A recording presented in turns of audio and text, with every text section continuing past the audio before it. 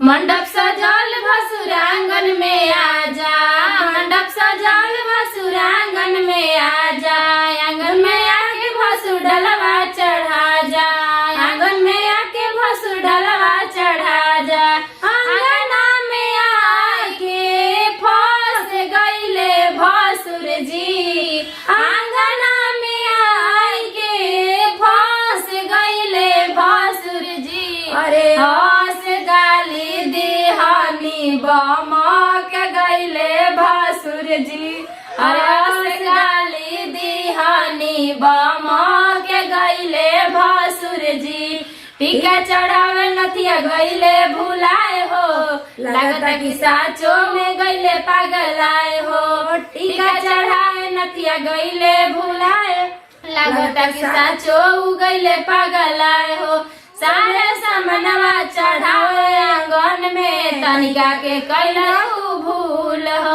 आंगना में आके नरभस भइले भसुर जी, आंगना में आके नरभस भइले भसुर जी। अरे हंस गाली दिहानी बमक गईले भसुर जी, हंस गाली दिहानी बमक गईले भसुर जी। साड़ी चढ़ा के लहंगा गईले भुलाए हो, लगता कि साचो में गईले पगलाए हो।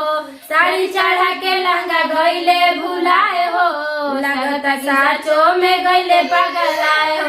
सारे सामनवा चढ़ावे आंगन में, तनिका के कैला तू भूल हो। सारा सामनवा चढ़ौला आंगन में, झुमका के कैला भूल हो। आंगना में आके नरभस गईले भसुर जी, आंगना में आके नरभस भइले भसुर जी। अरे हंस गाली दिहानी बमक गईले भसुर जी, हंस गाली दिहानी बमक गईले भसुर जी। मंडप सजल भसुर आंगन में आजा, आंगन में आके भसुर डलवा चढ़ा जा। मंडप सजल भसुर आंगन में आजा, आंगन में आके भसुर डलवा चढ़ा जा।